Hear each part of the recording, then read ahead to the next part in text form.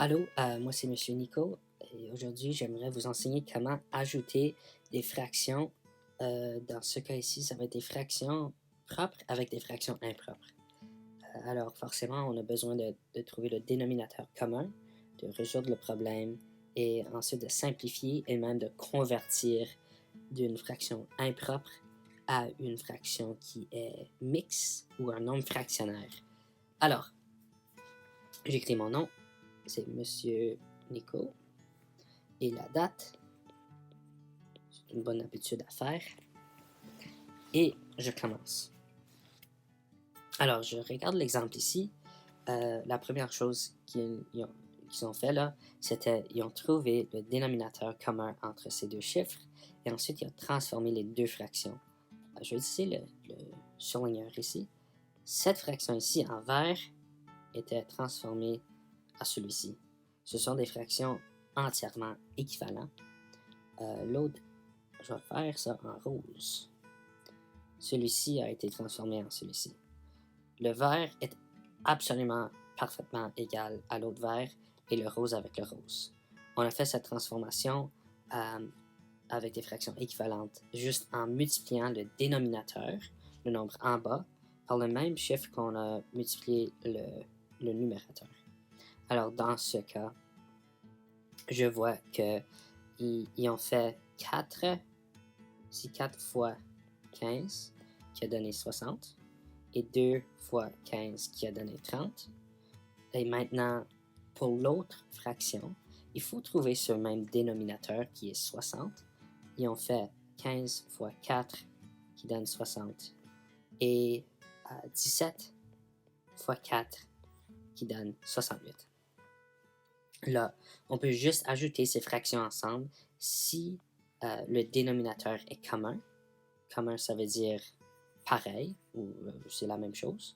Cela, après qu'on a transformé ces deux fractions, on est rendu à cette deuxième étape. On peut maintenant ajouter ces fractions ensemble. Pour ajouter les fractions ensemble, on ne va pas, absolument pas, ajouter le dénominateur. On va juste garder ça pareil. Alors, 60, 60 et 60, même dans la solution. Pourtant, les numérateurs ici en haut, on peut ajouter 30 à 68, qui donne 98 sur 60. OK, c'était ici, étape 1, 2. Là, on est rendu à la troisième étape.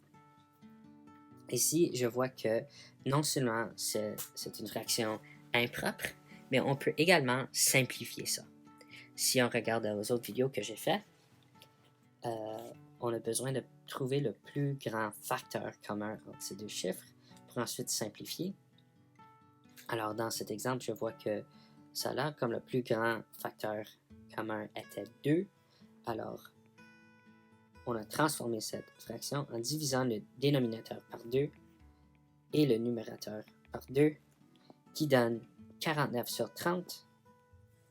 On est rendu maintenant quatrième étape. Je sais c'est beaucoup, mais là, si on suit juste étape par étape, ça devrait être assez... Chaque étape est facile, le tout est peut-être un peu plus complexe, mais là, j'ai fait des vidéos pour la simplification et aussi la conversion. Maintenant, il faut convertir cette fraction impropre à un nombre fractionnaire. Impropre parce que le numérateur est plus grand que le dénominateur.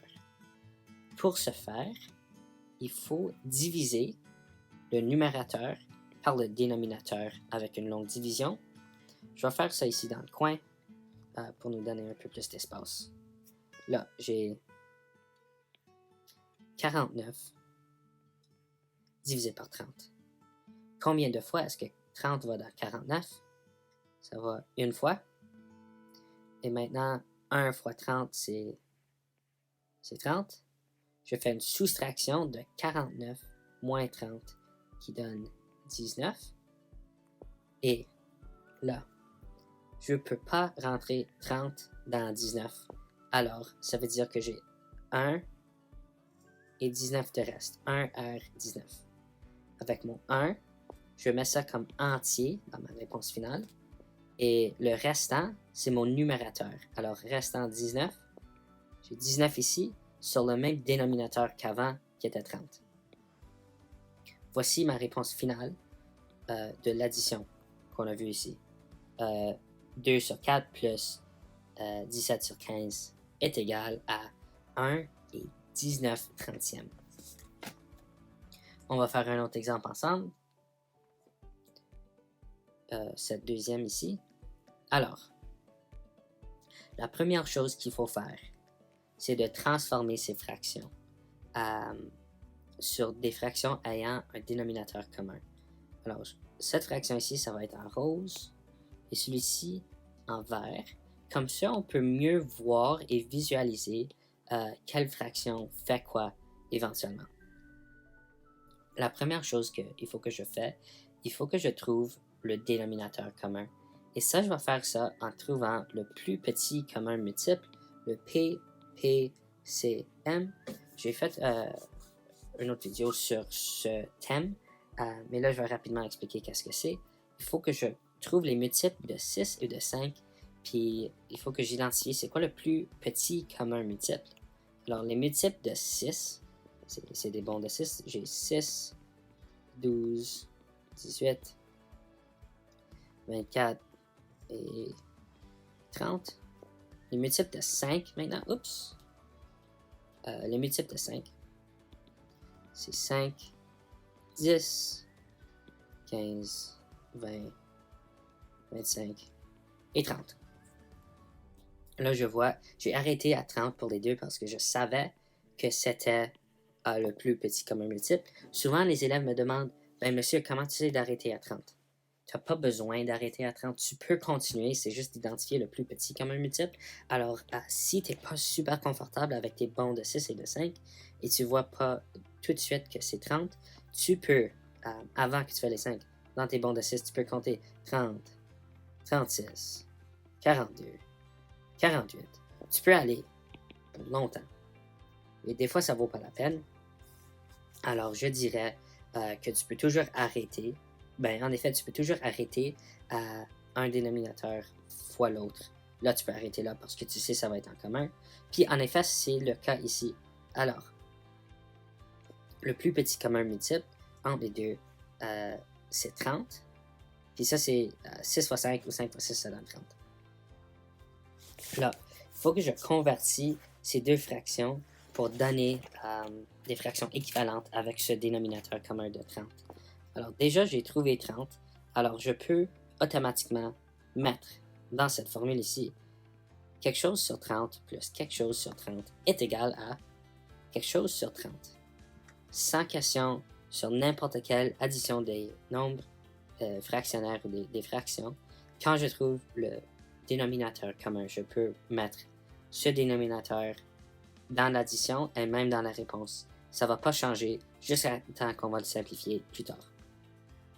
Et alors, pour cette première fraction que j'ai mis en rose, le 4 sur 6, je me pose la question, comment est-ce que je vais, je vais regarder au dénominateur, comment est-ce que je vais de 6 à 30 avec une multiplication?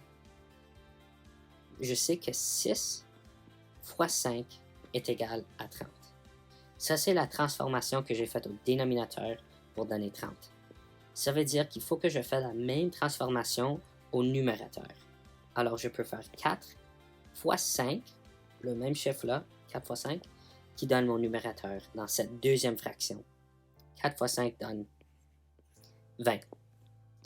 Alors, cette fraction est transformée. Maintenant, je vais faire celui qui est en vert. Je me pose les mêmes questions, mais maintenant, ça va être un autre chiffre que je vais utiliser pour la multiplication.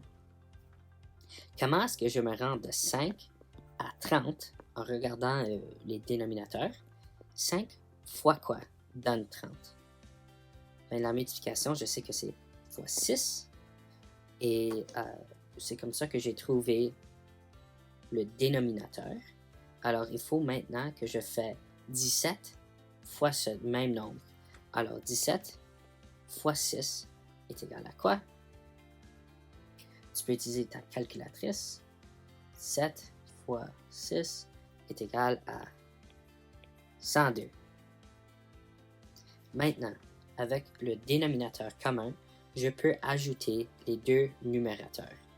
Ces premières fractions ici sont maintenant transformées et je peux les additionner ensemble.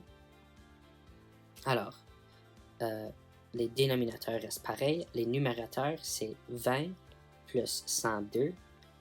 Ça me donne 122. Maintenant, je peux simplifier cette fraction en trouvant le plus grand facteur commun. Le plus grand facteur commun. Et ici, dans ce cas, c'est des gros chiffres, là. Alors, je vais commencer avec les facteurs de 30. Ici en bas. Alors, 1 et 30. 2 et 15. 3 et 10. 4. Pas de 4 ici. C'est pas mal tout pour 30. Et là, je peux juste regarder. Je sais que 122 n'est pas divisible. Oups, ce n'est pas divisible par 30. C'est pas divisible par 15, ni 10. 3, non. Alors, il faut que ce soit 2. Alors, je peux diviser les 2 par 2 afin de simplifier. Alors, 30 divisé par 2, ça donne 15. Et 122 divisé par 2, ça donne 50 plus 11, ça c'est 61. Maintenant, je peux convertir cette fraction impropre à un nombre fractionnaire ou une fraction mixte. Encore une fois, ça se fait avec une longue division. Alors, je divise le numérateur par le dénominateur. Alors, c'est 61 divisé par 15. Je me pose la question, combien de fois est-ce que je peux mettre 15 dans 61? C'est 4 fois. 4 fois 15, ça donne 60. Maintenant, j'ai une soustraction à faire. J'ai 61 moins 60 qui donne 1. Ça veut dire que, là, je ne peux pas mettre 15 dans 1. Alors, j'ai 1 de reste. Ça veut dire que j'ai 4 entiers, cette première partie de notre réponse. Et le 1, ça devient mon numérateur. Et le dénominateur, ça reste pareil ici, après la simplification. Alors, c'est les 15e. Ma réponse finale, c'est 4 et 1 15e. Merci de votre écoute. J'espère que ça va vous aider à compléter cette fiche qui se trouve à mathlibre.com. Tu peux chercher le titre ici, ajouter des fractions propres et impropres. Ici, c'est pas moi qui ai fait ça, mais il semble qu'il manque un T ici, impropre. C'est la version A de la fiche. Je vais maintenant créer une vidéo similaire en anglais si vous avez des parents qui ont besoin de vous aider, des parents qui veulent vous aider mais ils ne comprennent pas le français. Merci.